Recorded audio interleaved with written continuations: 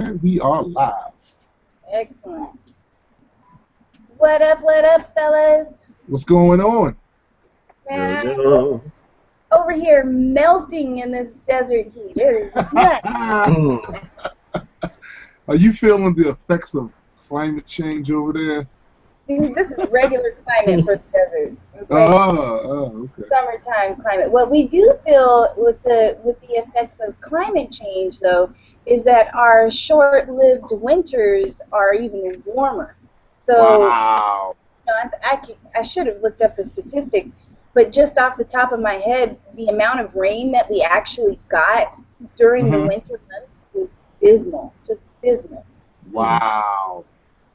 Anyway, let's bring the audience in. Welcome to G Universe. We're happy to be with you tonight. It's a fantastic Wednesday, and one of the reasons why is because we have an OG with us tonight.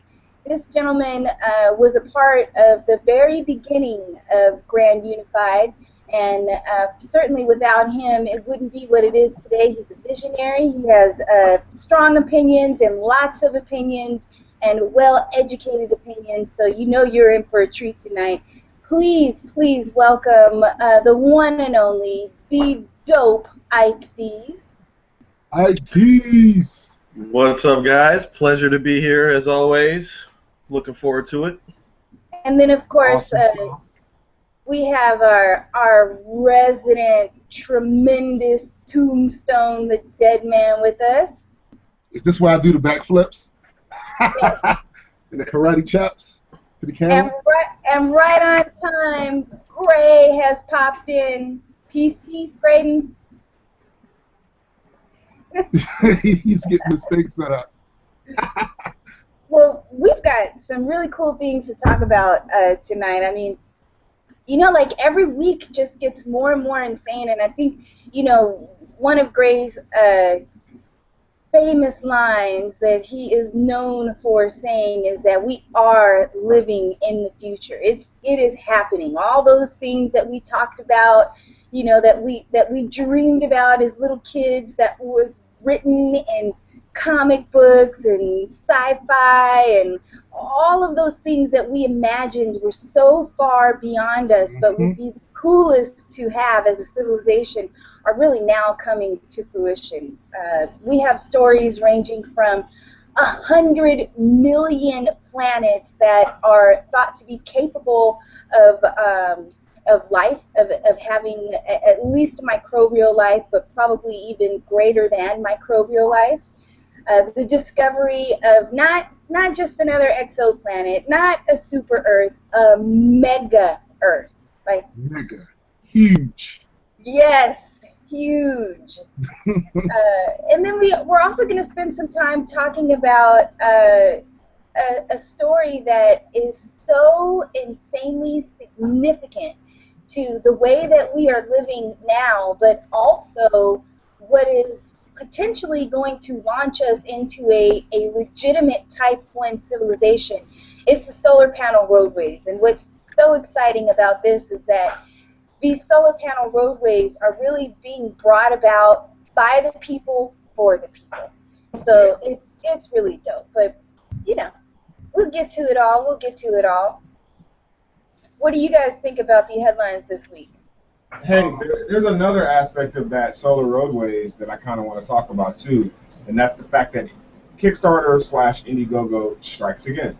Crowdfunding changed something that we thought we were waiting on, you know, government officials and leading scientists. No, actually, it happens to be Ma and Pa fucking Kent in Idaho. It worked, and it's just like, when do we have to recognize that places like Indiegogo and Kickstarter are the places where these ideas are going to be, you know, these ideas are going to flourish, and not through mainstream. That's what I'm going to talk about, because I feel like this is just another sign that the mainstream, like Hollywood, or the mainstream components that we're normally used to help solve these particular problems. I call it Hollywood just because I'm used to putting it in that context. But that whole thing is like, it's dying, if not dead already. Right. Yep. Most of us are just, we haven't realized it yet.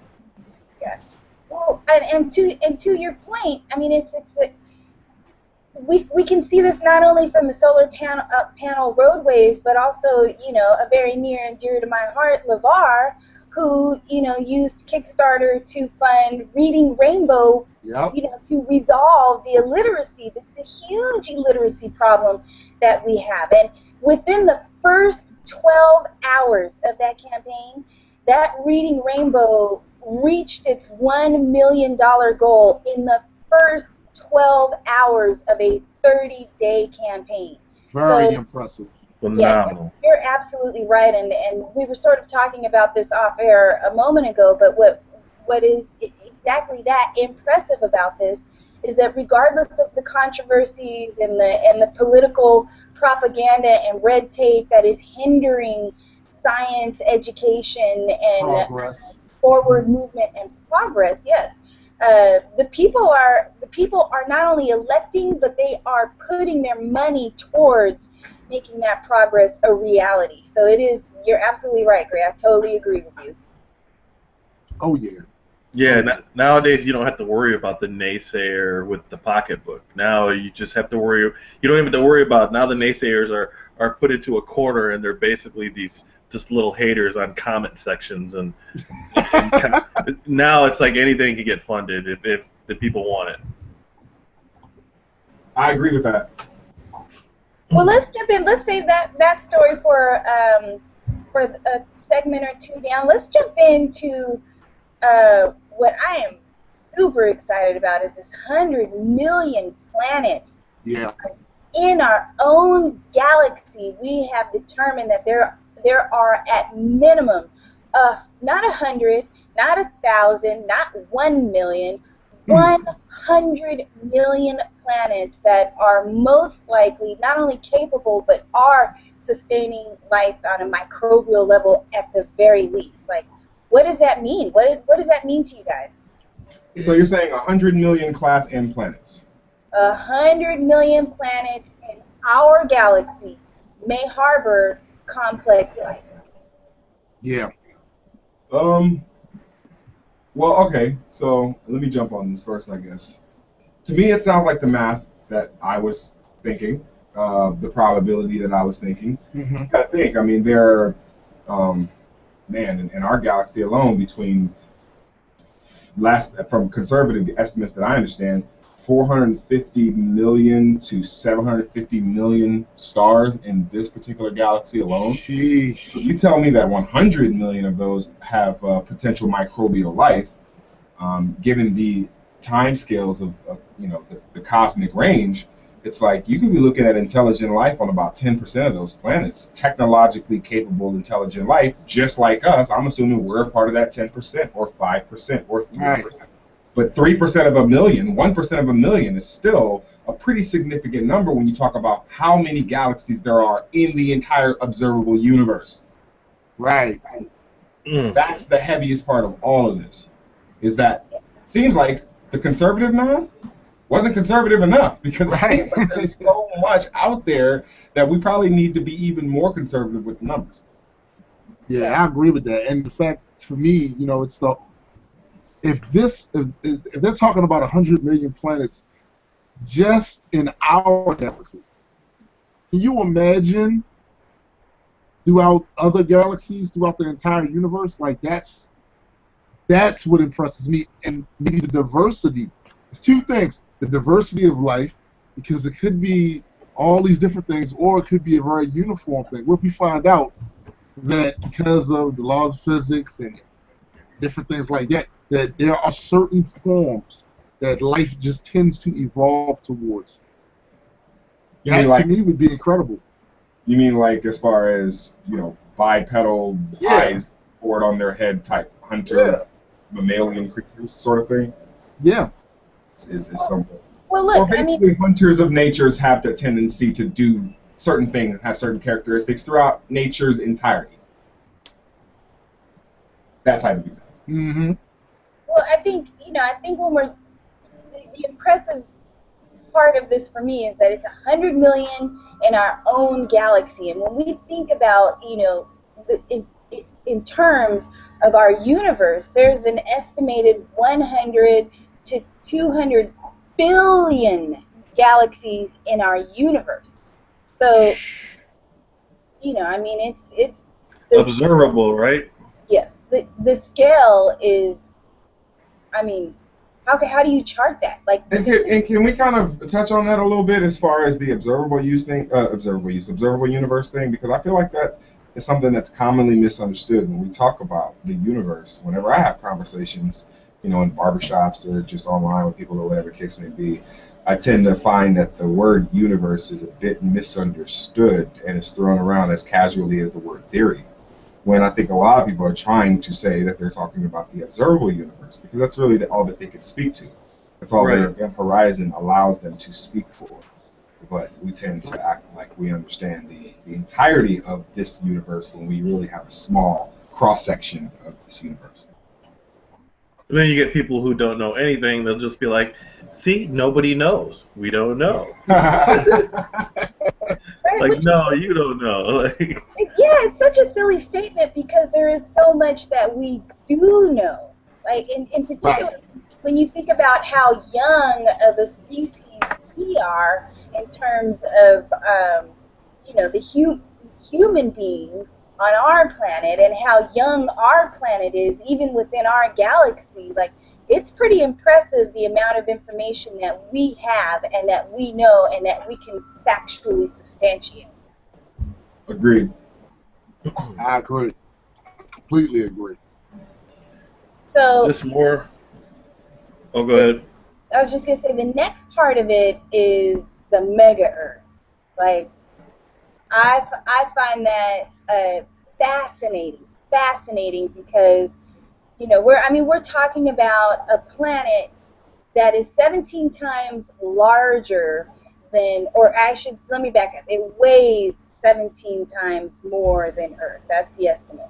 But what's interesting about this, and for those of you who don't know or haven't heard the story, is that this is Kepler 10c. And it is about 560 light years away from Earth. So, we're not vacationing there anytime soon. Right. But I was talking to a buddy earlier, and I was saying, by the time we actually were to arrive on Kepler 10c, like, honestly, the human race might be extinct by the time. You're not lying. Well, and that's assuming we're traveling at the current technology of right. point A to point B type travel at near speeds of light and that sort of stuff. So you're talking relativistic speeds, yeah. So anyway, but what's really cool about this are the implications, because one of the discoveries that is a part of Kepler 10c is that it's about 11 billion years old, which means that it was really formed somewhere less than 3 billion years after the Big Bang. So what's interesting about that is that is the early universe, right? So in the early universe, we think that really it contained nothing more than hydrogen and helium, or not much more. Right. So the heavier elements that make rocky planets, like iron and such, they're sparse. They're scarce to find during that time. Yet here's an 11 billion year old mega Earth in existence. Yeah, it's home to the ancients. Well, and it also offers this idea that you can have systems and possibly even species who are old when the universe was young. Yeah. How about that? That is a scary concept. Some of those species may have survived. I'm sorry. Correct me if I'm wrong, but before we found this one, we didn't think a rocky planet could get that big, right? We thought that the one that it had to be a gaseous planet like Jupiter or Saturn or something, right? Exactly, and that was and I think a super Earth was as large as we thought you could go. Right. But here we are today. Well, I can't say we've outdone ourselves. The universe has outdone. Yeah, the hell we can. I fund some of this scientific research. I've let my computer be used for calculations and stuff. Hell yeah, I'm taking credit for that. I'm talking about the mega Earth. Like, Oh, okay. I wish I could say, like, last night I was stargazing, and the wonderful thing about living in this hot ass desert is that at night I have the best view of the Milky Way. Like, I feel like my naked eye can see all kinds of stuff, and it's glorious to walk outside and look up and think and be reminded that you're just a small speck of that, but also the wondrous part that you are a part of it. But Right. you know, this sort of thing, you know, an 11 billion year old mega Earth, you know, that really formed during the early years of our universe, it really makes me think like a multiverse theory is more likely to be true than not. Oh yeah, absolutely, absolutely. And that's not to say that, I don't mean to speak for you, Rissa, but I think, and that's also not to say that it is an absolute, definite, and concrete thing. Right. I think that what we're saying is it strengthens the argument and the case for such a claim. Right. I think that's the best thing that you can say. Right. Evidence like this. Well, I'm excited to learn more about it. I mean, I've said it before, and I'll continue to say it. To think that, you know, we are the out of just in our galaxy alone, to think that we are the only opportunity for life that sprouted itself, especially when we think about the quantities of different life forms that did sprout on this planet. True. And to know that there are exoplanets out there, like, honestly, it strikes me naive to be of the mindset that life doesn't exist anywhere else but on this planet. I mean, how many different species are on this planet?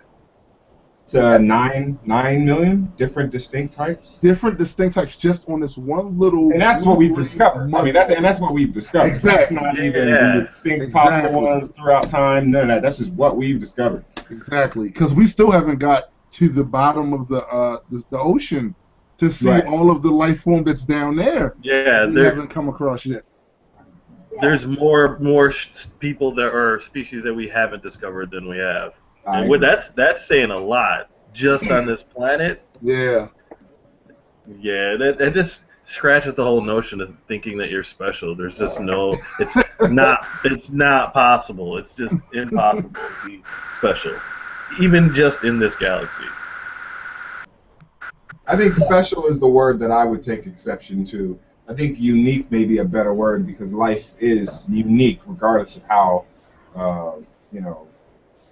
how much of life is out there. I just feel like to say that we're special because, we are alive or because we are of the community of life, it may be a bit short-sighted because we're not really sure how to describe that at this point. Right. So talking about what is alive and what isn't alive in the context of certainty for the human being, as young as it is, just seems a bit short-sighted. Like maybe we're special in a way to, compare it to other humans who will one day look up at the sky and not see all those stars, and not be able to observe all that stuff. So maybe we can be special, just because we live in a special time to be able to observe and know so much. Ike, you're always going to be special in my book. Yeah, he's always going to be special in my book too. Special. That great ride, that special window licking bus. Yeah, that helmet on a short yellow bus. Are you talking about the Special Olympics? Is that what you're talking about? He's always trying to bite his own ear. Hey, I trying to lick his own eyebrows. I would fuck some shit up at the Special Olympics. Yeah, man. Those kids. In all seriousness, those kids are real athletes. Yo, those kids are real athletes. People sleep. Those kids are real athletes. Right. Oh yeah. Right.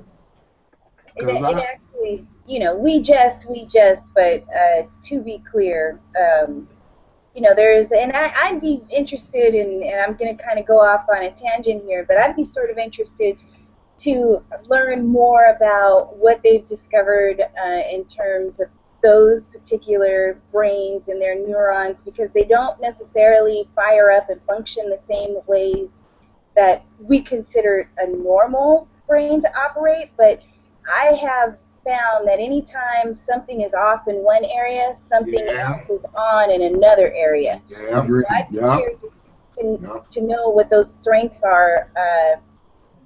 But anyway, I would also be interested in seeing how it compares as to where human beings were at a certain point with their intellectual capacity as it pertains to where we are and the trajectory or the plot of where we're going. Right. That's not to gauge us against anyone with special needs, but I am of the mindset that a human being 60, 70,000 years ago might as well have been considered, compared to today's man, special needs. Right. So you got to think how we must look towards other older races in the universe. The one race we're talking about that could have been old when the universe was young. They're probably thinking, look at these special need apes over here with nuclear weapons trying to blow some shit up. Right. And not just some shit themselves. Everything, right. But not even only that. I mean, to parallel that thought, like also, even in the 1950s, individuals that were considered mentally retarded were sort of held back and capped, regardless of what their capabilities are. And today, we know that they are much more independent and functional than we ever gave them credit for. That's true.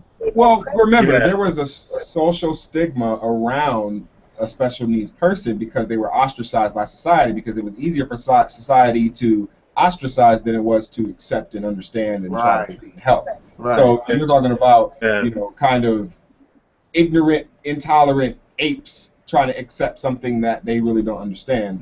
I can see why life today is better for a person who might be considered special needs than any other time in history. I can see that too. And even people that have psychological disorders, what they used to do with those people, there was no real treatment for them.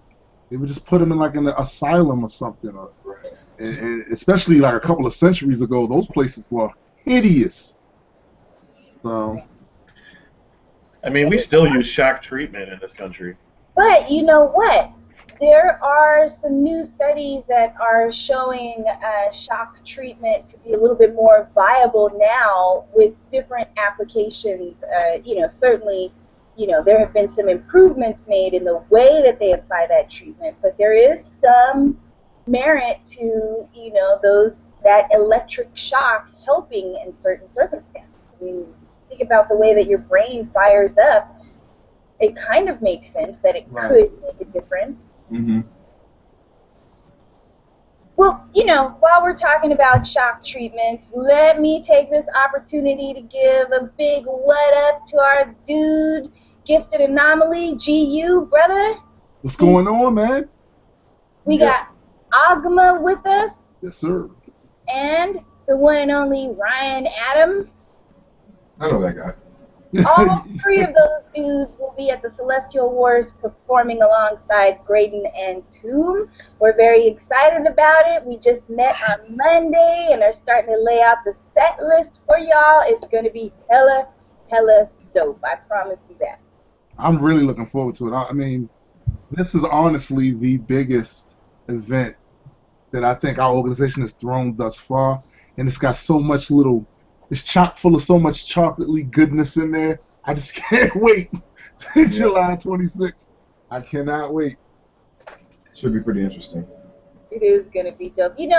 Last week I really, I dropped the ball big time. Our other GU brother, Adequate, put out a new video, and what he does is he puts together these hilarious videos. They're all humor-based, and he takes on really serious subjects with them. And last week he premiered She Was Asking For It, and it takes on the subject matter of blaming. And so I really want to share that with you. It's hysterical. My boy is rocking some bamboo earrings or lightning earrings. a tube dress. So you can go to make a point. But he also has some great insight in the video. So I'm going to post that link in the comment section. Check it out when you get a chance. Give him your feedback. Let him know what you think. And if you have some ideas of how else he might address some issues and concerns, let him know. He'd love to hear from you. I'll post that in the comment section now. But excuse me, Rissa, did you say dress? Yeah, I think you did. I did. He is rocking a tube dress. A braver man than I am. I'm not rocking nobody's tube dress, but I, of course, have two other reasons why I don't.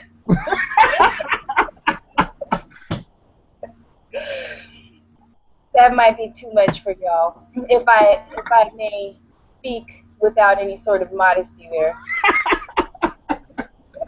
Look, see that? It's so hot. We froze everybody up. I don't even know where our dudes went. Yeah, Graydon's frozen. I think Ike dropped out. They'll be back though, I'm sure. I'm sure they will. So anyway, you know, I gotta say, we have some dope people with us. You guys have been joining us every week. We love having you here. Absolutely. People, thank you very much. It's good to have you with us. You always make great points. I'm looking for Invincible. I'm not sure where he's at tonight, but hopefully he'll pop in. Oh, but we have Ginger Giggle Snort. I know, and I gotta tell you, that name is hilarious. It's gotta be one of my favorite names. And then we also have free thinker Nixie, first time catching us live. Welcome. Dope. So what I'd like to do though is if I could transition us over into teleportation. Did you read about that? Yeah, I looked at it, and I mean, honestly, that's the start of something right there. That's the start of something. So what it is, you know, I mean, I'd like to say that we're in this beam me up Scotty moment. Not quite yet. Not quite yet. This is right now. It's just quantum information, but I mean, it moved it 10 feet like that. That's, I don't know. It's pretty impressive. Well, 10 feet, but the impressive part of it is that they were 100% reliable. Right. With the teleportation. And so basically what it is, there's a team of researchers from Delft University in the Netherlands, and they were able to use the concept of entanglement of particles as a means of conveyance, or, you know, transporting something. And so the reason why it works is because there's an interconnectedness with the two particles. So whatever happens to one automatically happens to the other, regardless of the distance between them. So they were able to take some information, teleport it 10 feet or 3 meters successfully, 100% reliable. And the next step is they're going to run the test again, but they're going to level it up to 1,300 feet. They're going from 3 feet to 1,300 feet. Wow. Right? Wow. And you know, you're right. The big deal is that they were accurate doing it, because let's just speculate a little bit and take this particular technology, maybe 50 years from now. If they're able to teleport like solid matter, you kind of want it to be accurate, because I don't want my arm stuck in one of the teleportation things and the rest of my body in another. That would kind of suck. A little bit. Just a bit. I'm trying to think. There's a flick. I know for sure there's one in Stargate, but that's not the one I'm thinking about. Stargate, you know, the transporter rings come down and basically smash him. Yeah. You know, The Fly. That's the one. That's the Fly. Yeah, so, and that's how he became that nasty, gross, right, spitting fly. Which, but see, It's disgusting. But in my house, you know what it would have been? It would have been one of these damn cats. It came out on the other end looking like Lion-O from the Thundercats.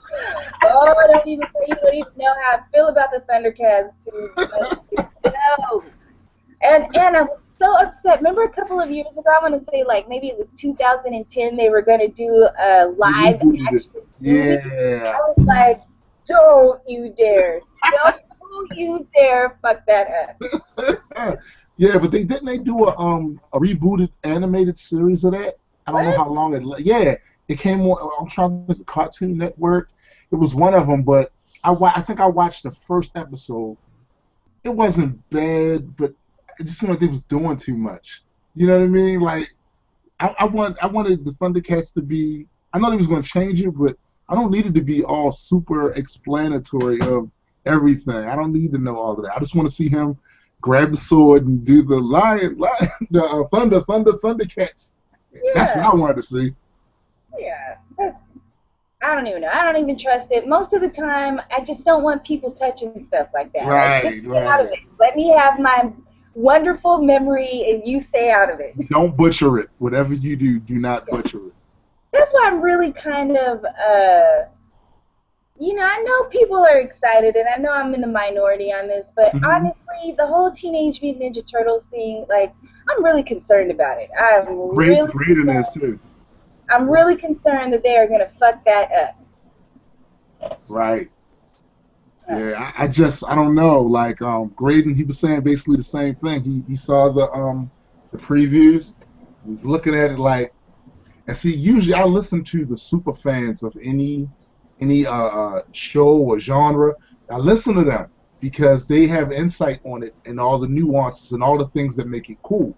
So if they're looking at it and they're going, I don't know about this, it puts me on alert. You know what I mean? Like, hey, what are you guys talking about? Teenage Mutant Ninja Turtles. Oh yeah, dude! Don't even get me started on that, man. In fact, they might as well. I don't know. I'm not even gonna jump on it, but just my quick thoughts on it is they should have kept that as far away from Hollywood as possible. I mean, right now is the age of the independent film, and all the good stuff is coming out straight to YouTube, straight to Netflix, and the fact that Michael Bay and Hollywood's got their grubby little hands on it to turn it into some kid-friendly thing where they can sell 1 million Michelangelo fucking figures. Fuck them, dog. See, that's a real fan right there. Yeah.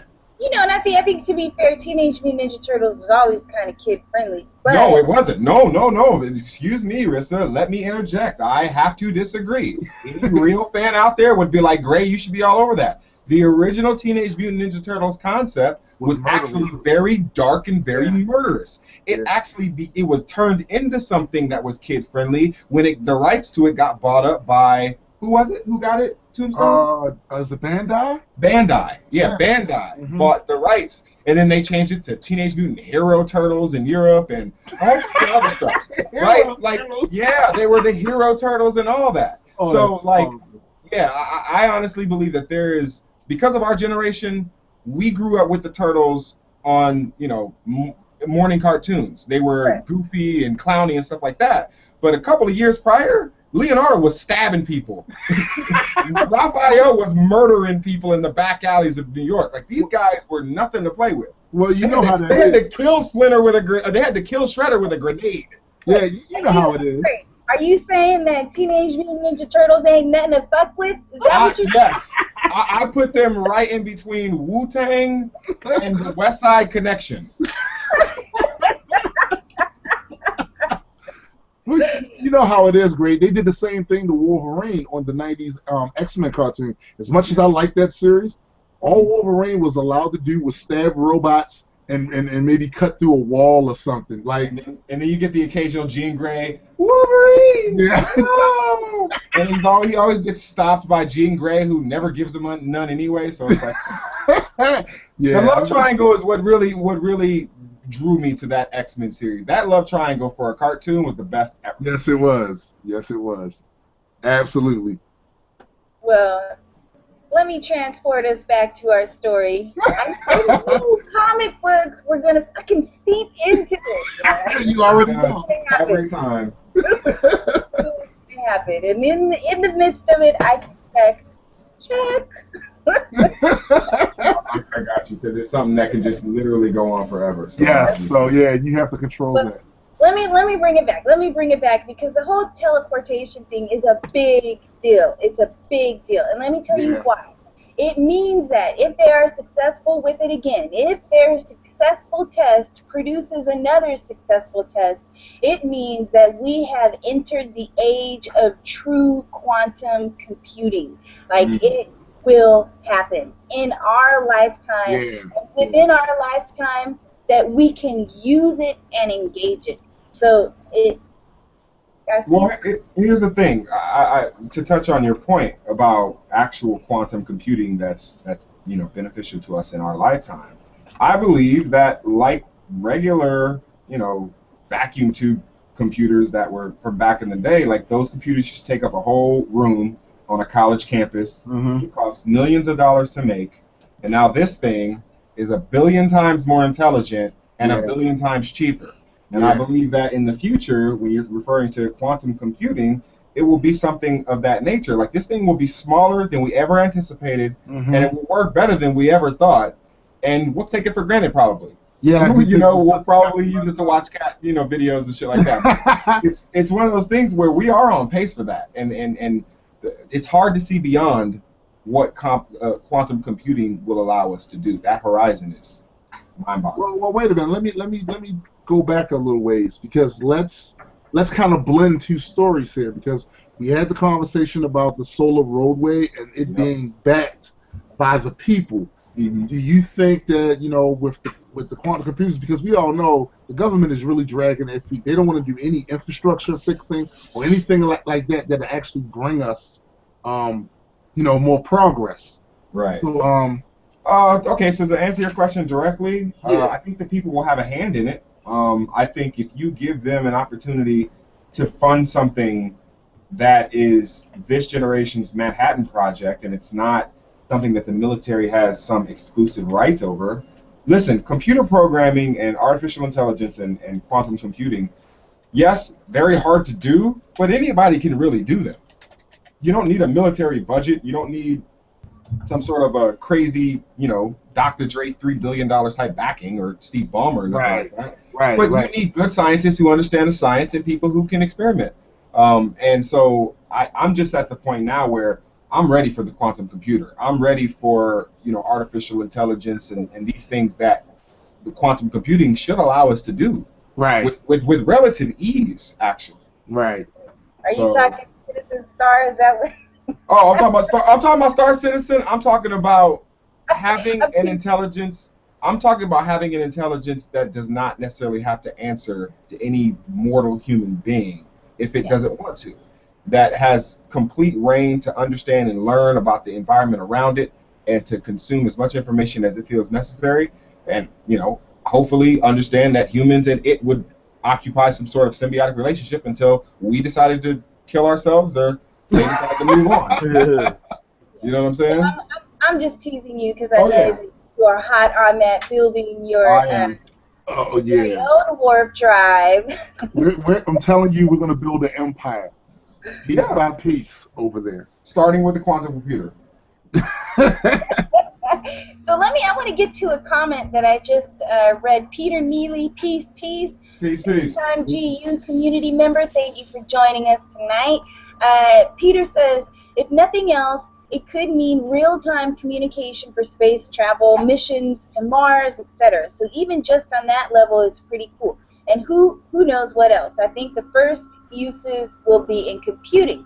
And it's interesting that you mentioned that, because one of the stories that I wanted to pick up last week, and we just didn't have time for it, was the first broadband wireless connection to the moon. Yeah, oh man. That's so retarded. That's so crazy. Oh man. Yes, it is. So I'm going to post the link to that in the comment section. You can check it out at your leisure. But I think we're there. I think if we're not there right now, we're just a couple steps away from being there. And if we're not there, we can see it from here. We can see it. All right. Exactly. And I think, you know, when we get into quantum computing, I mean, there's the implications of it are tremendous. It is. I know I throw this term around a lot, specifically on this podcast, because we're talking about this level of change, but it's a game changer. Like it's, you know, when you're talking about, you know, the information. Yes, my pirate level is going to go up, but we're also talking about the way that we're able to communicate with each other, the distance, the speed with which it happens. I mean, like, it's beyond just the benefit of being able to communicate with each other in real time. Right. And once we accomplish this particular feat, it opens up the possibility for, I mean, innumerable achievements. So I think it's fairly exciting, and I know the geek in all of us, you know, are waiting for that day, you know, where we can tell somebody to beam us up. Again, I will not be in that first wave. I'm gonna let all y'all motherfuckers take that ride first. I'm gonna wait. Yeah, no one who lived through the launch of the iPhone is gonna be a first generation a trial tester of teleportation. That's never gonna happen. I'm gonna let you tell me about it, and once I have ascertained that all your parts are where they're supposed to be, I may even wait a little while to make sure you don't grow any like extra limbs, whiskers, or wings anywhere. Yeah, but what if he gets powers? Like, that'd be dope. Well, let me share a little story with you guys. It's a very short story. All right. When I was going on my last show, I took a airport shuttle to LAX, and I remember inside the shuttle there was an old lady who had never, and I mean this, she had never ridden on the freeway before that day. Wow. And to see her and her reaction, and you know, the freeway's been around for, I don't know, 70 years. Yeah. And she was obviously in her 80s or 90s, probably going to fly for the first time. You got to think, the life for her moved so fast that day. Yeah. Probably faster than comprehension. Right. And there will be times because of this technology where things will move so fast, it will basically be beyond our comprehension. Like, we don't understand that. That doesn't make any logical sense to us, and yet it has happened because of this computer that allows us to do certain things. So yeah, it's changed everything. Yes, it is. Communication is so streamlined, it's actually changed just the way that we communicate. I mean, 15 years ago it was normal just to hear a knock at your door and have somebody just stop by unannounced. Now, your best friend, like your main homie, could knock on your door and not text you or communicate with you socially, like on the network. You'll just be weirded out, like, wait, whoa. That's a good point. What are you doing? Like, that's a good point, Ike. That was just normal 15 years ago, though. Now, like, shit, my mom better call me before she knocks on my door. That's a good point right there, because it has changed the way we socialize with each other.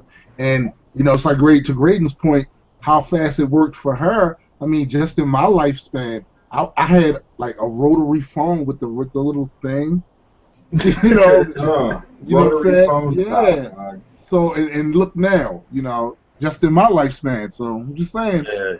You were literally on the phone. Right. Right.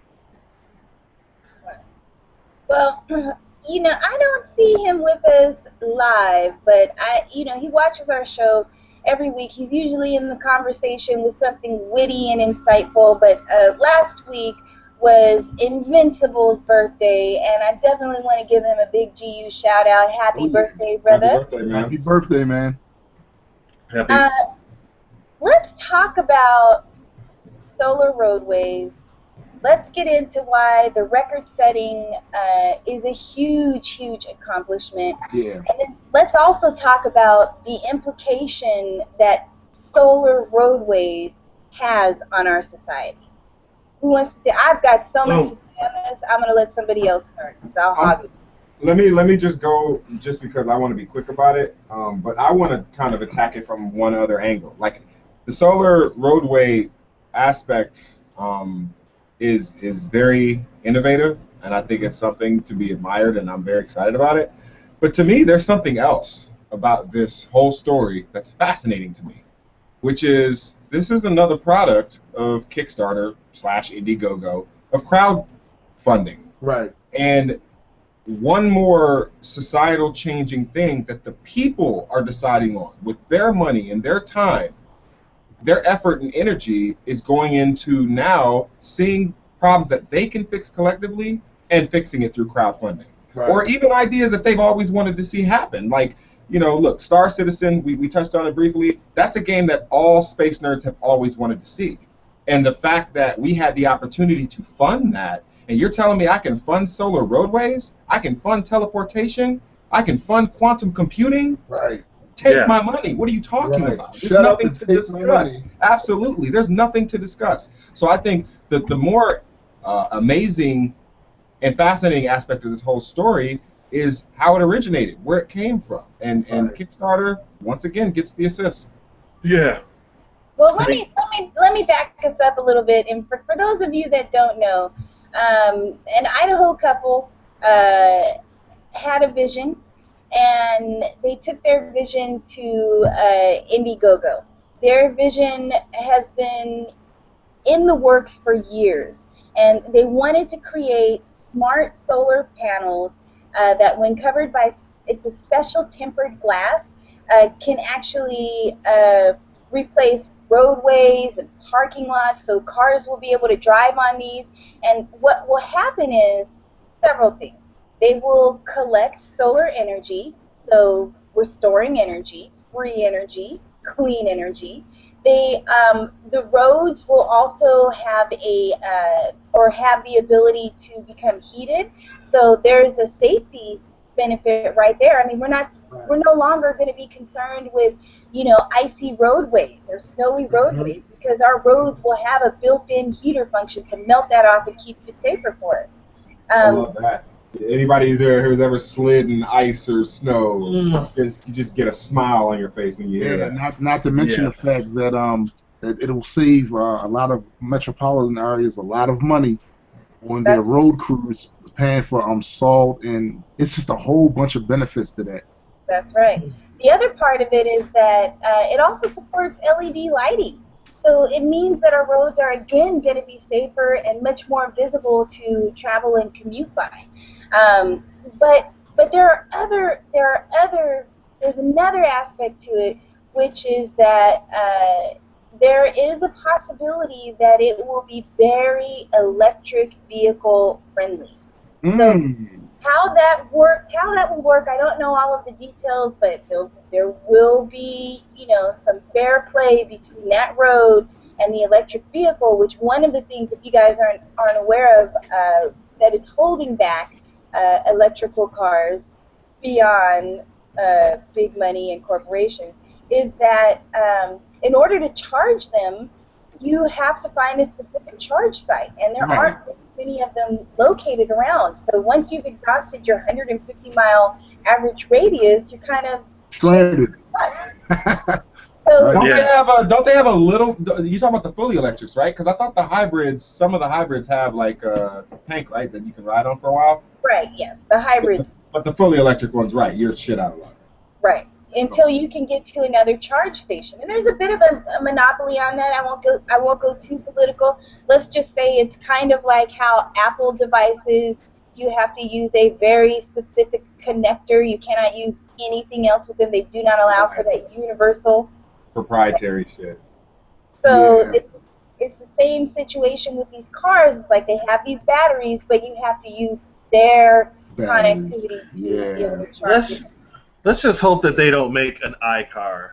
Let's hope that never happens. You know what? I'm not so opposed to that, though. Because my thing is this. Tesla made a car. Yeah. I mean, at the end of the day, I'm not trying to compare Tesla with Apple, but they're not that far apart. And I don't mean in the sense of, you know, the people who are behind the actual ideas of the company and all that, but as far as what the companies aim to do, they're both technology companies. Yeah. I mean, the cars, technology, I wouldn't put it past Apple to make that attempt. It'll be like super expensive. You won't be able to customize it.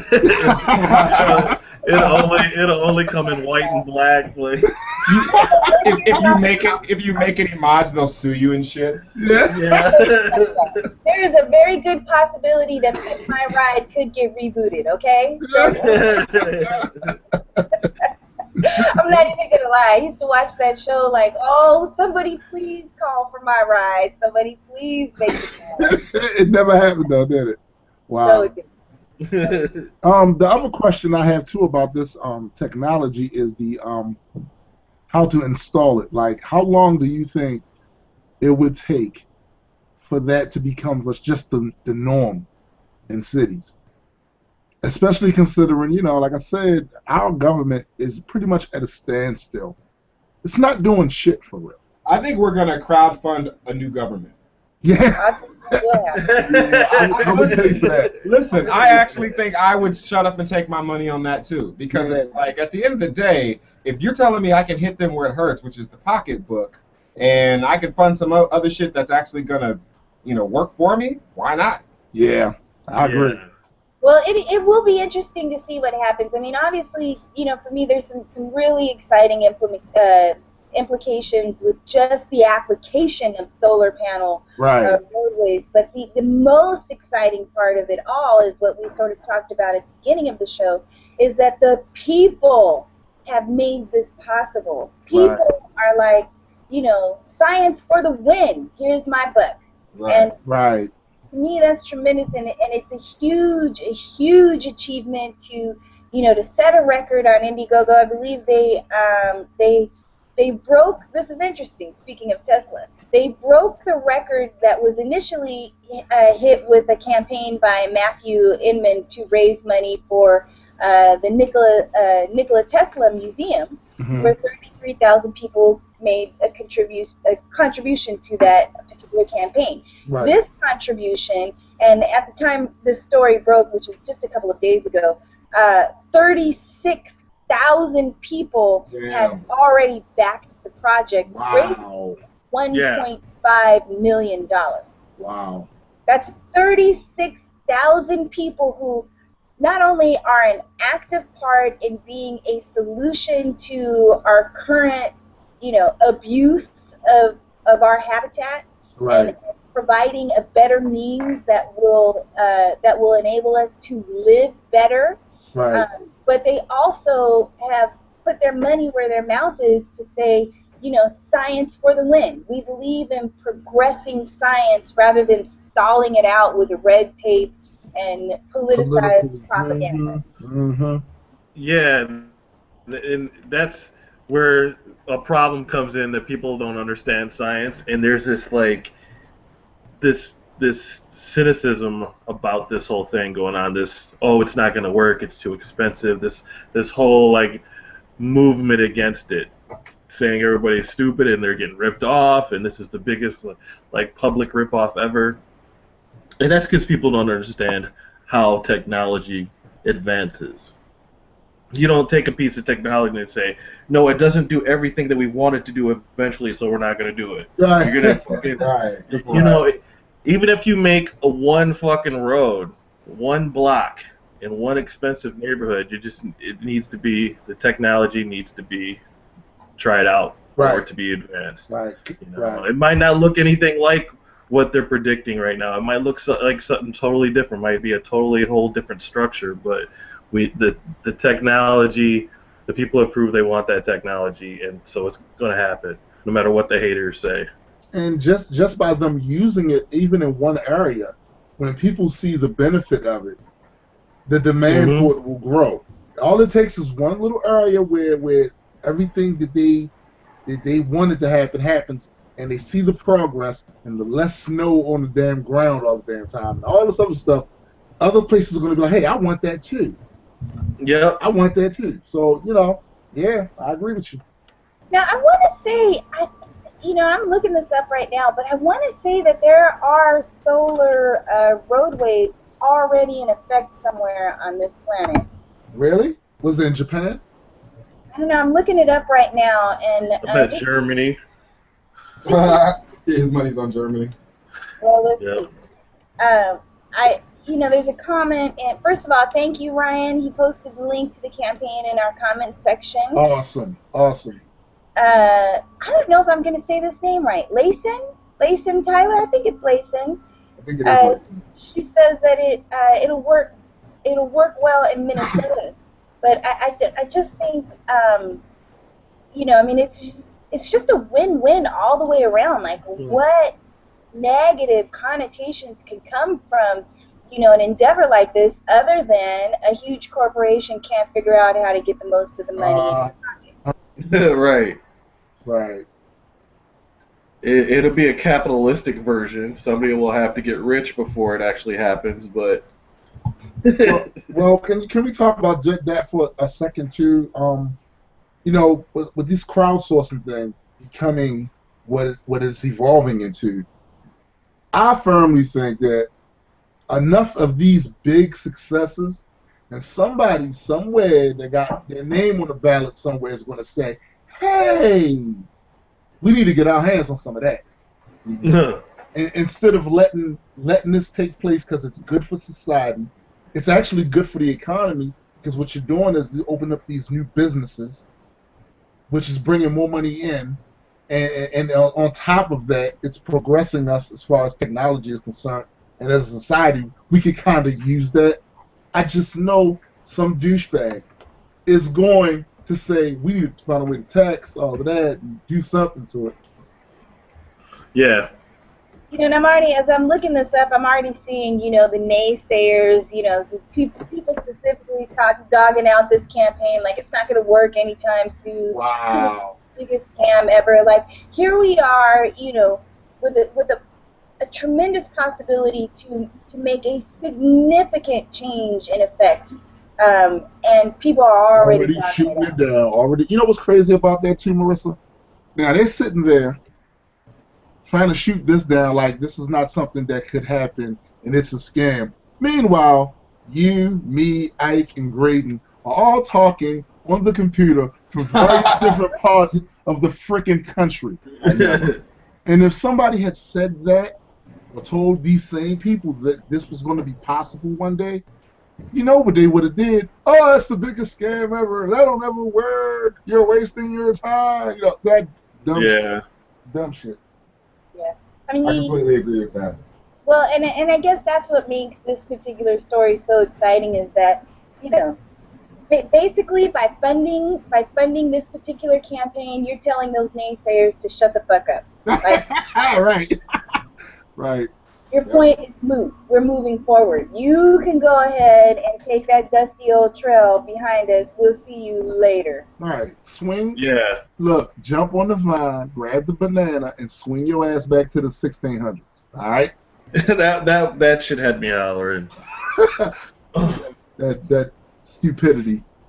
But yeah, it's like Adequate made a really good point about common sense being kind of overrated, in a world of ignorance, because it's really, honestly, and a big problem with that could create that solar roadway backlash is it's really not actually common sense that we can harvest energy from the sun right. and make fucking energy. It's not common sense because we've just been living on fossil fuels. We don't realize how we ended up in that position. And that solar energy is an actual real thing that actually really works. It's lucrative, but people don't realize that because we're just brainwashed. And humans are resistant to change a lot of times. Anyway, I'm quite sure. I'm quite sure that when the horseless carriage was developed, all of the people that had the carriage with the horse on it was like, it'll never work. How you gonna tell me? How you gonna tell me I gotta get rid of Bessie? Right. I love Black Beauty. I'll never let her go. So I've got a couple of comments going on. First of all, we got some Canucks with us. What up over there in Canada? Jordan says, in Canada, without some kind of heated roads like these, we will never get a self-driving car. Good point. Wow. Yep. Wow. Great point. Yeah, that seems to be what's missing to really make that mainstream. Right now, it just seems like something that they're just playing with. Yeah. And then Gifted says he's making a comment. It'd probably be better to put those things above the road, though. But the construction on these are pretty durable. I mean, they're being designed to carry the weight of of a vehicle and traffic. So I think that we could certainly, if we can figure out how to create a panel that absorbs, solar rays and convert it into energy, we could certainly figure out a way how to protect that panel underneath. Yeah. Oh yeah. For sure. You build one, in 2 years it's going to look totally different. It's a computer, like any kind of computer. I know that's right. I miss my candy bar cell phone. I'm not even gonna lie. I kind of miss our days. You notice that like a lot of that, there's a connection between those people that hate on the solar roads and those people that think it's a waste of time for us to explore space or to send a rover to Mars. They don't understand the benefit of what that does for the future. They don't understand what space exploration has given us as technology. They just don't understand. I'm going to say what up to PJ Neely. He's making a point, and it's actually Ryan Bowers is asking a question: to what extent have solar roadways been seriously analyzed by outside parties? Sounds like a really cool idea to me, but how much research has actually been done on this topic? And PJ helps to sort of answer this in his own comment to say that solar roadways are still in the testing stages. This is an idea that they're testing now to see how it pans out. And that's true. I mean, to Ike's point a moment ago, it's like there are going to be multiple generations to any sort of technology that we create and develop. So, this might be the first generation, of a solar road, but we're going to see multitudes of generations and all sorts of improvements along with them, and added value and benefits, really. Right.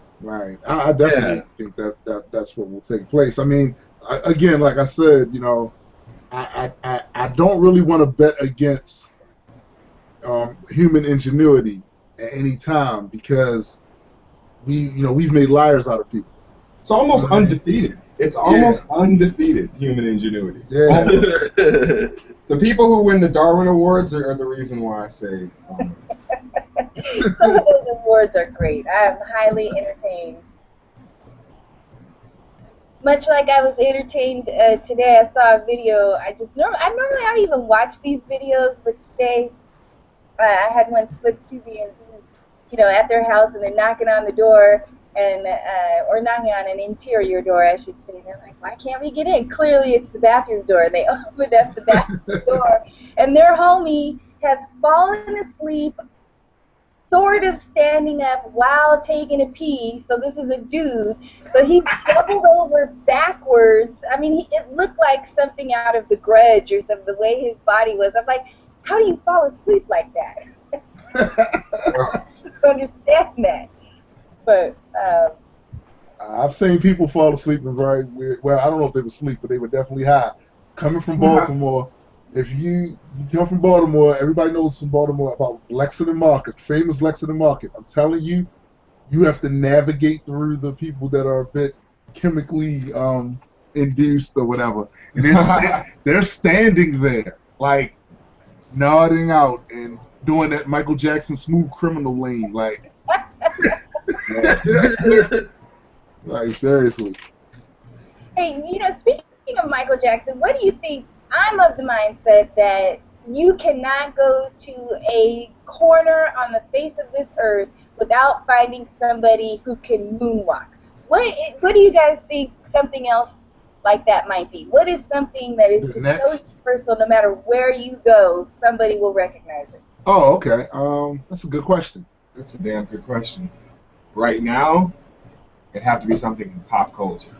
Yeah. Like Game of Thrones. Like, I think Game of Thrones right now is so popular that even if you don't watch the show, you heard about it. You know who Khaleesi is. You know what she does. You know she has dragons. Like, it doesn't. That's something that has permeated our society. Or, even like the Ninja Turtles. I think the Ninja Turtles or something like that, where you could go almost anywhere on the planet, with the exception of people who don't have access to technology, right. And they have had some incarnation, some form of this animated universe in their life at some point. Yeah. Those are my examples. I don't know. I would say, damn, it's a damn good question. Oh, almost anywhere. 9/11. What about 9/11? Yeah. But I mean, unless you're young, you could be too young. Right? You know what I think though? I think as time goes on, it'll be less of that. You know what I mean?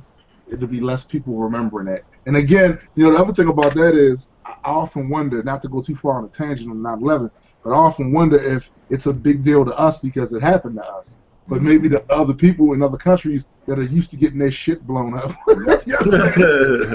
You know, it's not that big of a deal. But 9/11 as an event had profound repercussions throughout the political, global political structure, right? And so I think that while it may not have affected people directly, indirectly, we were all affected by that because that changed the direction that the world was going at the time. That's true. That is true. We were just starting to figure out who was fucking us. Well, most of the time we just are whacking it ourselves. Yeah, exactly. Yeah, that's true. You guys don't want to get me started on war history. Gray knows I will spend the whole night. Hey, we should do a show on history. We should do a show on like either war or I would love to do a show on on our favorite wars and what our favorite battles in history, our favorite leaders, military leaders and shit. That would be dope. Oh yeah. I'm good. Speaking of history, I don't know why you guys let me sleep so long on this show. I mean, so long. I'm on season 2 now of Deadwood, and I am enthralled in it. Oh, that show is so beautiful, man. I've never watched Deadwood. Oh, it's so good. I haven't either. Not yet. But y'all gonna make me do it.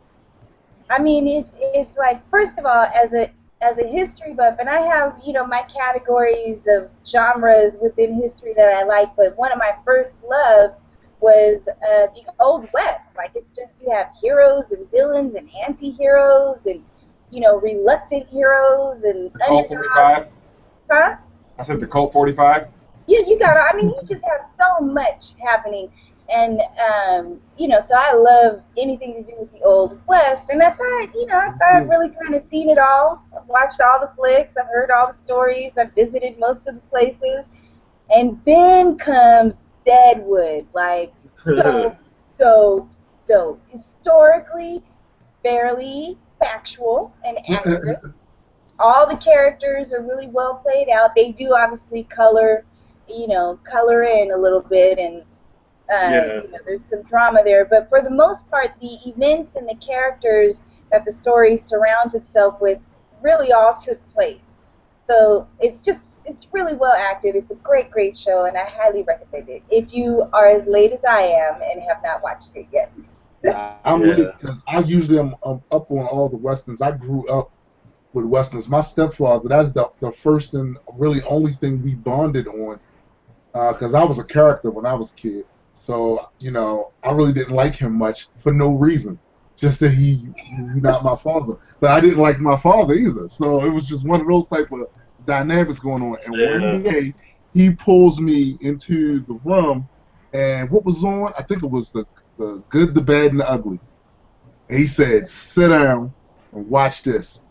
And I sat down and watched that, and I'm telling you, it changed my whole perspective on what the swag of being a man is. You know what's funny about that movie? You know what's funny about The Good, the Bad, and the Ugly is that it's not. I don't believe it's a classic movie because it's a Western.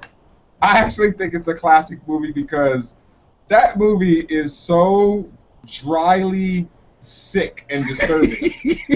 Just the shit that the dudes do in that movie to get back at each other, try to cross each other. It's like damn, if they did this shit in the West, I'm so glad I live in this time. It's just so Yeah. That's what, yeah, one thing I think is like I'm so glad I was born way after that shit. Aww. I don't know which one it was, but there's one Clint Eastwood movie I saw. He walks in, slaps this girl in the face, and then grabs her and then drags her in the room and just fucks her. Like what? Like Oh, that's how is that? That's What Hot is Plains, that? That's Hot Plains Drifter. Yeah, Hot man. Plains That shit Drifter. is, Yeah, that's right. I saw that on a YouTube video. They were talking about that. I love that movie. So, you know, just a cool flick. Like if you're also a kung fu, I don't even know, what do you call somebody who loves kung fu? Kung Fu head. As much as I do. Like I don't even think kung fu head though is adequate. I just don't even think it's enough. But so good, a really cool flick. First of all, if you don't know, spaghetti westerns really are not an American. No, they're Italian. yeah. So, but a good blend of a spaghetti western and kung fu is the good, the bad, and the weird. Have you guys seen that? No, I have not. Oh. It's a Korean flick. I highly recommend it. It's hilarious. It's got tons of action. It's got high kicks. Everything you want out of a kung fu flick. And then it's cast as this western. It's really, really good. I recommend it. Oh, okay. I'm gonna check that out. So I don't know. I mean, you know, I knew I was going to be with some comic geeks tonight, and I want to let you guys get into it, but I want to also sort of put you on the spot without revealing anything and ask, like, can we talk about it yet? Like a little bit or not yet? We can talk about the idea and the premise as to what we're trying, the scale basically, what we're trying to do. But as far as details to the story, well, I'm just talking about it in general because for those of you that are with us, we have not announced this anywhere before, and it sounds to me like I just got permission to break it tonight. I'm so stoked. I've been sitting on this. I can keep a secret, but when it's a good one, man, it is hard for me to hold it in. It's hard. Which is why it's so hard for me to believe that the moon landing was a hoax. Right. It's like if somebody was on that set and it was a shoot, I mean, it's just like too many people would have been like, dude, I was there. Right. Yeah, dog, like I was at lot 39. They said, go get fucking Neil. We went and got him. He fell over. It's all good. Yeah. To be fair, though, they're lizards, and lizards have this ability to keep secrets no matter how morally fucked up they are. Right. It's the lizard brain. But I'm sorry, Rissa, go ahead. All right. So what I have been sitting on for weeks and weeks and weeks, and a part of what it is a part of it, but it's more of a branch of it, if you will. So the Celestial Wars event, the show and event, is in its own little world, and then we have a huge Grand Unified album dropping very soon. The Celestial Wars album with Graydon Square and Tombstone the Dead Man. And then, drum roll please, GU is going to put it in a comic book. We got a comic book in the works, The Celestial Wars. It's dope, dope, dope concept. You know, if you want to get an idea of what that concept is, I'm going to refer you back to the Celestial Wars track and take a listen to that. You can find it on any of our channels, actually, I think at this point. And that'll give you an idea of who the characters are. But I'm going to turn it over because I don't want to spill more than I am granted permission to. I'm going to turn it over to Gray and Tomb and let them give you a taste of what's in store. If you have a comic book collection, if you've ever loved flipping through a series of Marvel or DC or anything that's on the underground or up and coming, this segment is for you. Yeah. Basically, the one thing Graydon and I wanted to do, actually we had planned on this a long time ago, but it really just pieces start coming together And the one thing we wanted to do is after we looked at Marvel Database .com or whatever, and we saw how Stan Lee, him, and a handful of writers, they created an entire universe. You know how amazing that is? To have an entire universe with a history and characters and moments that stick out in people's head that they will remember from the time they were kids to the time they're old and gray. We wanted to do that. So basically what we're putting together now, without going into too much detail about the idea, is we're creating our own universe. And it's going to begin with a bang, pardon the pun. That's right, I can do that too. You're gonna steal my stuff, man. Well, if you were truly big Punisher, you could come up with more stuff.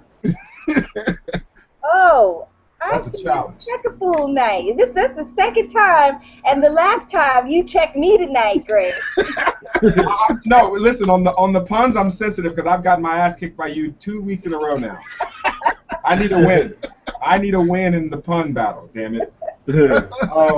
But no, here's what I will reveal on the Celestial Wars project. You know, when we talked about the comic book itself, the title of the character set is called Extropy and Entropy.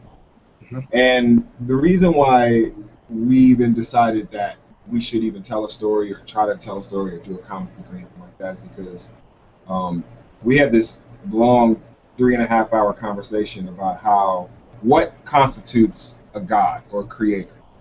If you create a universe, does that make you a god?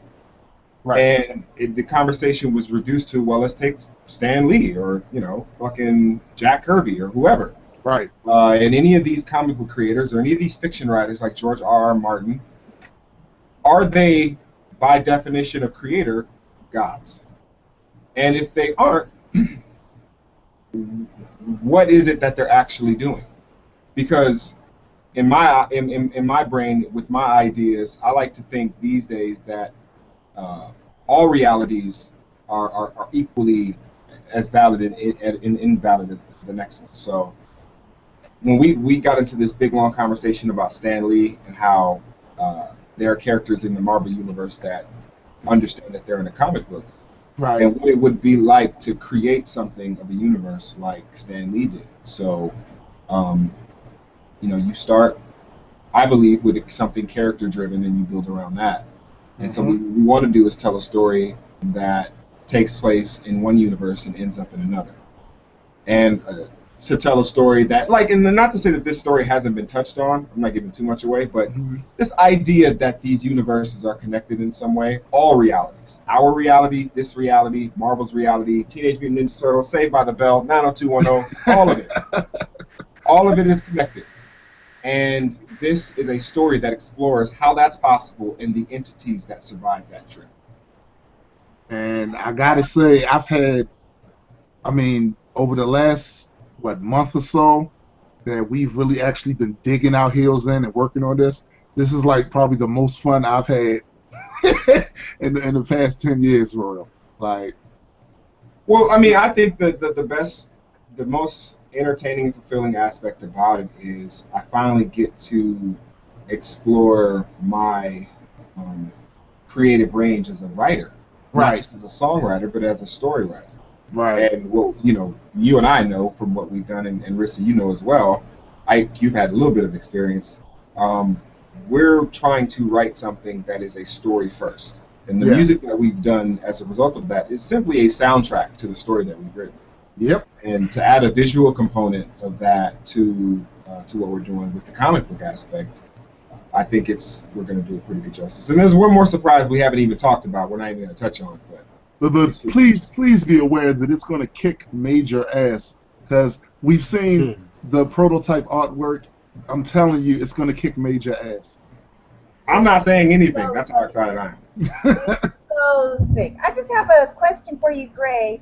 When you mentioned, the universes that it connects, and you went from Teenage Mutant Ninja Turtles into Saved by the Bell, was that an unintentional segue via Lisa Turtle? No, Kelly Kapowski, actually. Yeah, Lisa might as well have been mentioned in that. Actually, a lot of these Saved by the Bell cast and characters have been in the news over the last 5 years. But the reason why I even bring that up is because starting point guard for the Clippers, Chris Paul had a birthday recently, and the girl who played Kelly Kapowski gave him an autographed Kelly Kapowski. What's her name? The girl who played Tiffany Amber Thiessen? Yeah. Yeah. And she basically gave him an autographed Kelly Kapowski's not Saved by the Bell picture from the 90s, dog. It was fly. So that's probably was in my subconscious, and it probably just came out. Well, I've seen the artwork. I've heard many of the tracks. I know the backstory. It is for me. You know, I've never really been a comic book geek. I've liked, you know, I like video games to an extent. My extent is I really probably shouldn't even say, but it really is like Tekken to Street Fighter to Mortal Kombat, and then that's where it ends for me. I'm done. Not playing anybody's zombie game. I tried it. I die every time. I'm over it. Right. But, you know, it's all there. It's an exciting story. It's, you know, you've got anti-heroes. You've got all the elements that, you know, sort of do that thing that we love the most, which is science fiction mirroring science potential. So, Yep. It's a great way of putting it. Yeah, it's really cool, and I'm so happy that we were able to break it tonight, man. Let me ask you. You know, you've been down since the very beginning, the inception of Grand Unified, and this was something that we talked about as a goal and wanting to do. It was one of those things like that would be so cool if we could do a comic book. And if anybody's watching, you will see behind Ike his level of comic. Yeah, he's the real deal. Like, he is not faking the funk with it. What does it mean to you? What does it mean to you to know that this comic book is coming about? And then from your own comic book geek perspective, what are you looking forward to out of the story? Just the possibilities that where it could go, because because I got to see like a little bit of the initial first story, and it's basically it's like a Big Bang, like it's opening the door for just this big dynamic universe that could literally go anywhere. So I'm really excited to see where that can go. And I saw some of the artwork, and literally got like goosebumps looking at some of the artwork. It's the character development is already pretty fucking deep. I'm really excited, and through everything, not to downplay anything that we've ever done at GU, like there was a moment where somebody just started really getting crazy. It's probably Tombstone, because he's like a Marvel encyclopedia. But Yeah, sounds about right. there was some kind of fire that was lit to where we all just really got stupid, crazy, obsessed with comic books all over again. Oh, I remember that. I remember that too. What happened was I wasn't into comics like that. Right. And something happened, and you guys were telling me about someone.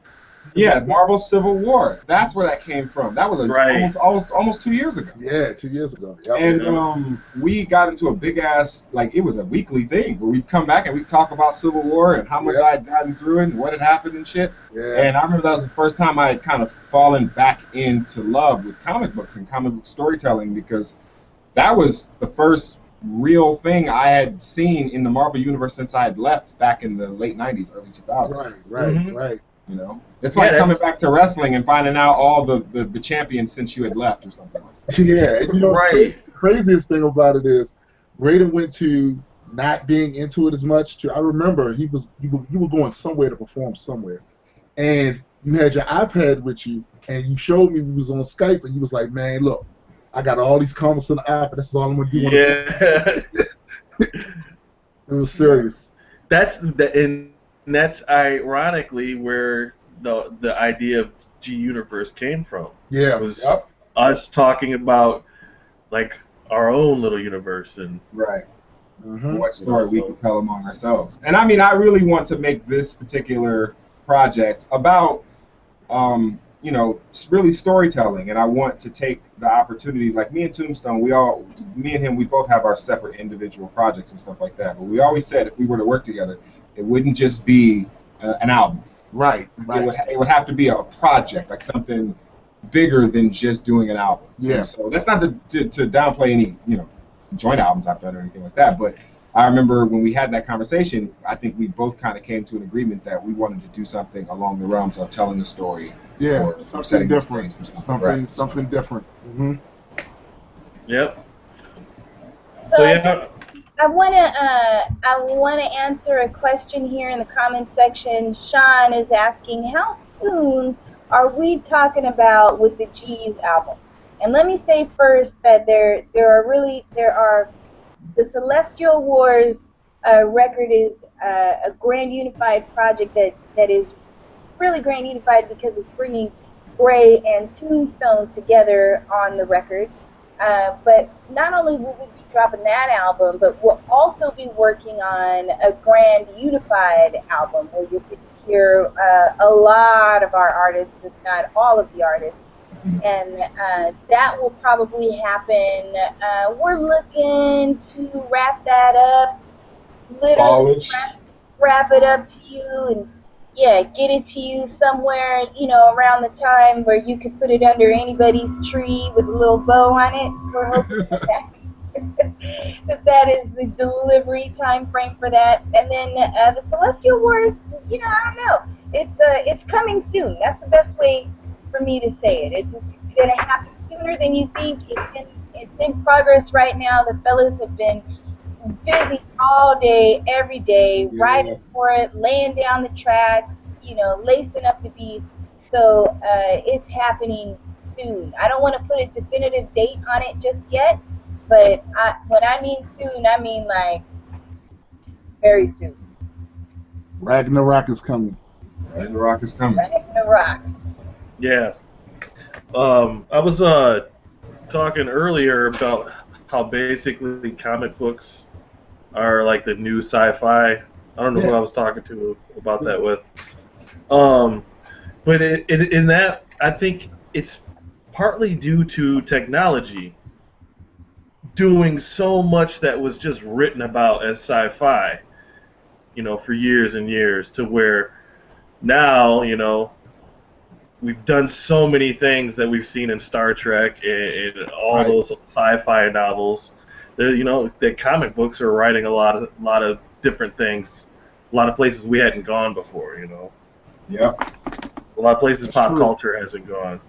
So it's kind of like mythology. It's the new mythology.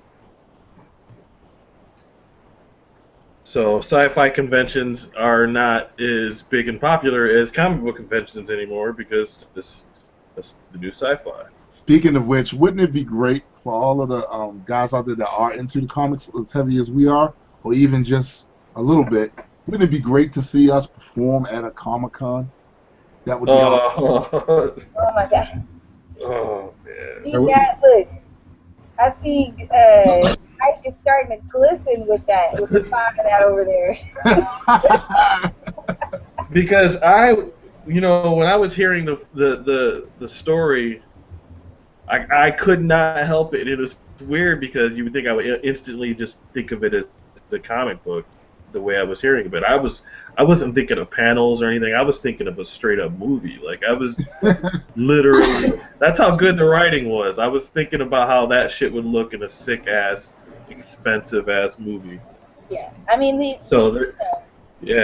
potential from where it is being born right now is huge. Like it's that interesting. I'm not just saying that because these are my fellas, because I will clown them, but yes, she will. There's nothing to clown about. Like it's really that dope. And I know I say dope a lot, and I specifically on these podcasts, and everything is exciting and a game changer, leveling up. But it's because of what we're talking about. And the truth is that it really is that dope. It's interesting. It's a comic book that I would pick up and be interested in as a space geek, as a history buff, as someone who loves science fiction, I'm going to pick up the story. And what I know that you guys don't know about it right now is that I would read it from start to finish, and in the same way that I gobble up, anything that is released underneath the Dune series,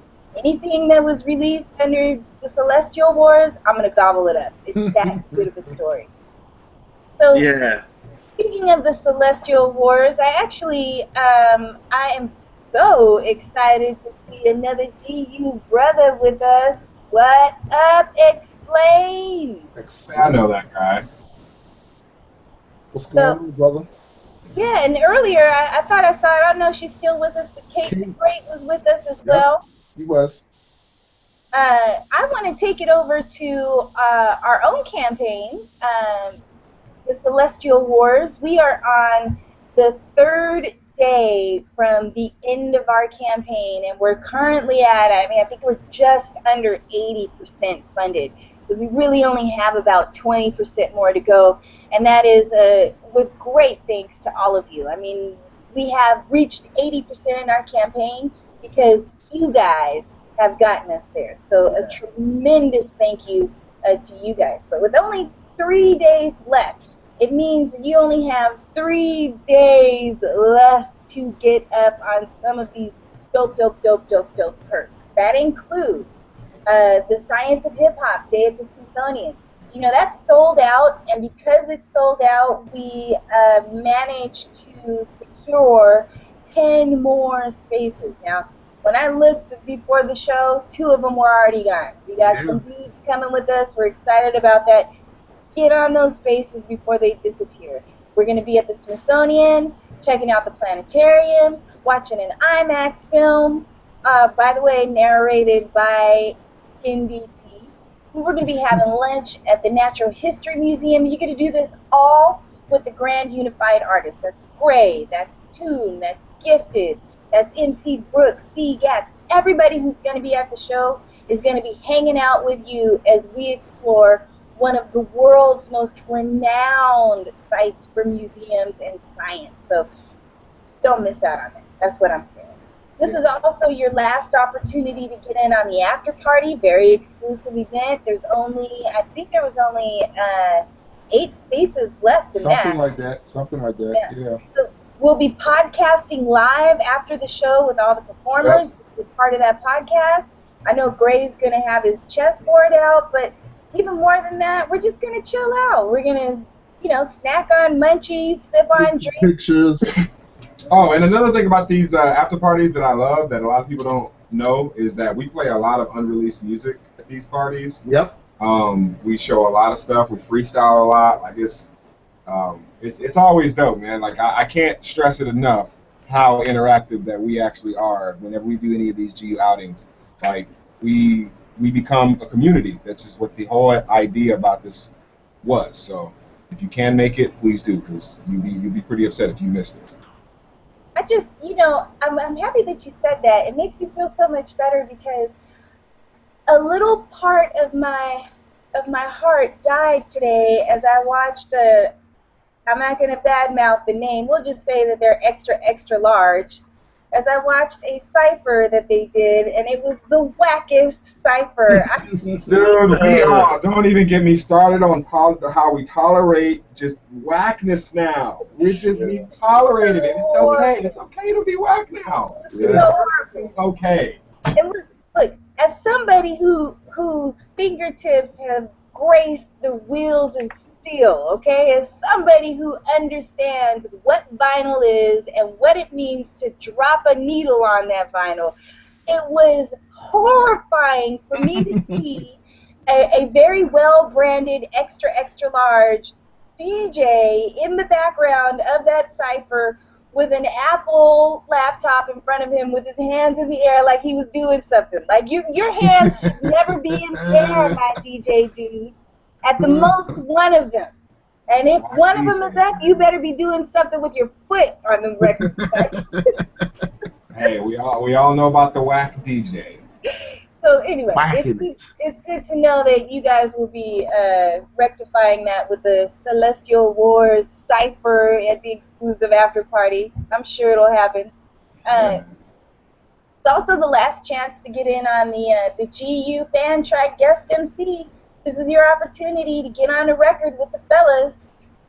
And then we have the opportunity to be a GU producer. You can produce the Radio Volume 3, which will be out later this year or early next year. We're still working on that timeline.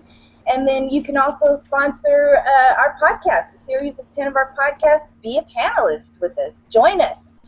And then there are all sorts of other things that you can pick up in terms of the perks. But I'm trying to stress it for you.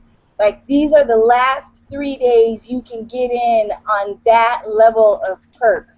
So help us get to 100%. Find a perk that fits your pocket, and let's make this Grand Unified, the Celestial Wars event, everything that it should be and will be.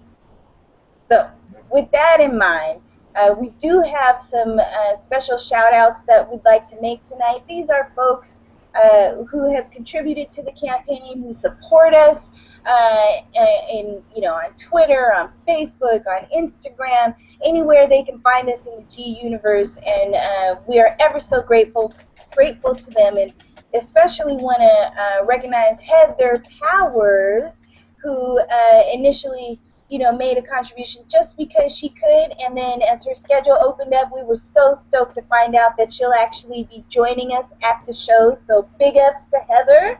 Yeah. Right. Oh yeah, thank you, Heather. I appreciate it. Thank you. And also big shout out to Nay. Thank you, Nay, for supporting us. We appreciate it. And then I got some Boricua love to throw out there. We have Eduardo Romero all the way from Puerto Rico with it. All right. It's always cool to see the people from countries outside the United States give us love like that. Yeah. Sometimes we forget that we're global, and we get kind of stuck in our own little G universe when we're working and stuff. So we appreciate that. Much love to Puerto Rico. And then, Toomey, you want to take the next one? Yeah. Get a special shout out to Damien Zamora. Hey, Damien's always active on my page, by the way. Man, well, I'll tell you what. His activity, as he's shown, is not just relegated to the page, and we really appreciate it. We really do. Yeah, let me tell you, I don't want to, he gave me permission to use that name, but let me just say that he is a regular viewer and is usually here live with us, so thank you for your support. Thank you. Absolutely, man. Peace. It really goes a long way. Great, you want to take the next one? Yes, Daniel Williams. Oh yeah. I've seen that. Now I've seen that name. If it's the same Daniel Williams that interacts on the main GU page, that dude is also a highly active member. And if it's not, then I apologize for getting it wrong. But thank you so much for your support, man. We really appreciate it. We can't do it without you. People like you make this whole thing work. So much love, man. Thank you. All right. Well, I'm going to take the last one. I have a very special shout out to give to Andy Lost Machine Tibbetts. He supports Grand Unified in a lot of ways, specifically with this campaign, but he's very active within the G universe. And as I was getting to know him a little bit, I discovered just how dope this dude is. He, I guess, I don't know, you have to call him an artist. I mean, what he does really is art, but he builds all sorts of things, complex things, from engines to mechanisms to motherboards, all sorts of stuff.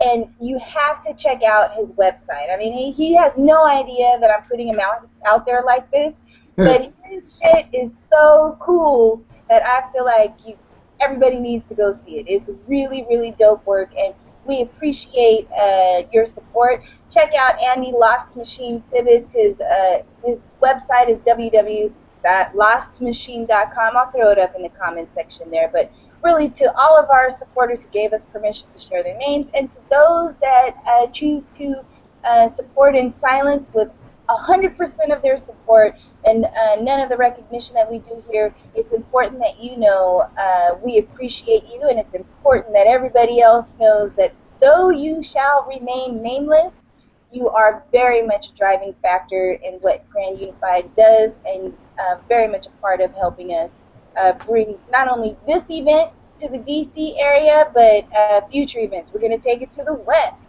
Absolutely. We're going to take it beyond borders. I mean, we're going to go everywhere with it. And that's because of you guys. Absolutely. To the silent part. I just want to, Cosmic Dusk is asking if I'll list everyone's YouTube addresses. I'll put that in the comment section. I'll put them all in there for you. And yes, Ryan is asking, is there going to be a character based off of Tombstone? These characters, can I say the names at least? Sure. Sure. So the two main characters that you will see are Gray, the Last Extropian, and Lord Entropy. So I am very happy to say that our fellas' creativity will be very, very well represented, not just in the music, not just in the writing, but also graphically. You will see some similarities, but you're also going to see, you know, those characters become larger than life, and as they sort of develop their own identity.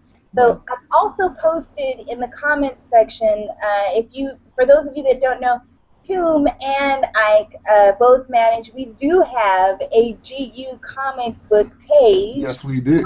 Comic book geeks out there, and both Tomb and Ike help to manage that page. They keep it very well updated. Even I, as not a fully fledged comic book fan, get caught up in it. So I posted the link to that in the comment section. Like the page, follow along. You'll probably get some more exclusive Celestial Wars comic book announcements on that page. Yep. Yeah. You guys got anything else? Yeah, I just want to once again thank everybody that has supported the campaign.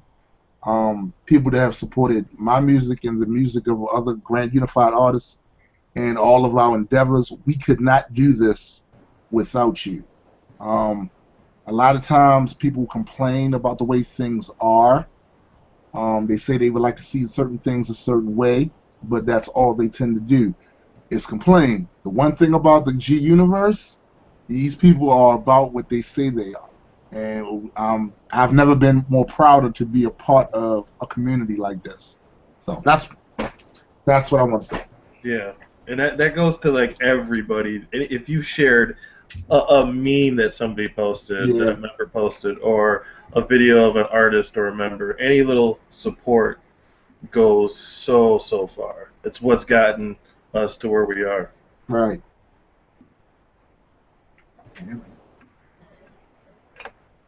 Great. Well, shit. The other thing I would say is, keep your minds open, stay hungry for information, and we're always going to be on the hunt. Always. You ain't got to worry about us. We're always going to be on the hunt. So we appreciate all the support and all the people who have made Grand Unified what it is, the community that it's growing into, and I mean, who knows? 10, 15 years from now, we'll be looking back and laughing at where we were. Yeah.